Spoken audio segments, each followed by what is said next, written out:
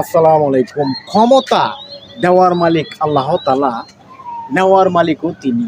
অতীত থেকে যদি বিএনপি শিক্ষা গ্রহণ না করে সামনের দিনগুলা সহজ হবে না।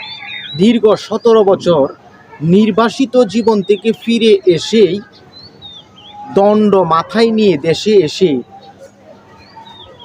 দেশ বাতিল হয়ে গেল, ক্ষমতার মসনদে অধিষ্ঠিত হয়ে গেল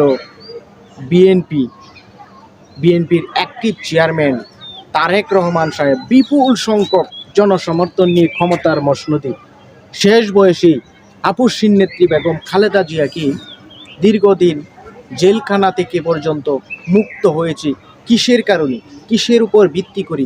বিএনপির অনেক হাইকমান্ড নেতারা আজকে বিদেশ থেকে নির্বাসিত, পলাতক, মানে আন্ডারগ্রাউন্ড থেকে বেরিয়ে এসে ক্ষমতার মসনদে এমপি মন্ত্রী হয়ে গিয়েছে। কাদের অবদানে? সেই অবদানের কথা যদি, সেই প্রতিশ্রুতির কথা যদি বিএনপি ভুলে যায়, সামনে বিএনপির পথ চলাটা এতটা সহজ হবে না।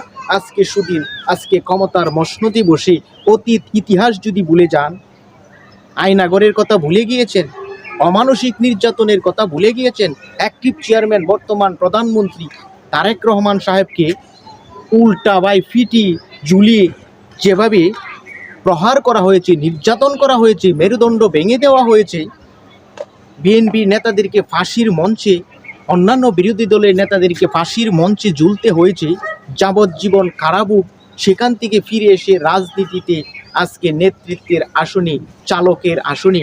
ভুলে গেলেন সেই ইতিহাস?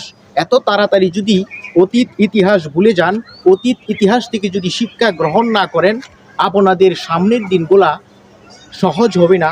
অন্ধকার, অমাবস্যা, কালো মেঘ যে কোনো সময় গ্রাস করে নিতে পারে। সুতরাং 5ই আগস্টের যেই অবদান, যাদের অবদান, তাদেরকে আপনারা অবমূল্যায়ন, তাদের সেই অবদানকে যদি ভুলে যান, অস্বীকার করেন, সেটা কিন্তু মুনাফিকির কায়তারে পড়বে। সুতরাং আমি উদারতভাবে আহ্বান জানাবো ডক্টর মোহাম্মদ ইউনূস সাহেবের কাছে, এবং যেই জুলাই সনদের ব্যাপারে, সংস্কারের ব্যাপারে যেই প্রতিশ্রুতি, যেই গণভোট, সেই গণভোট রক্ষার ক্ষেত্রে বিএনপি তাদের পূর্বের অবস্থানে ফিরে যাবে, তাদের সেই ওয়াদা পূরণ করবে।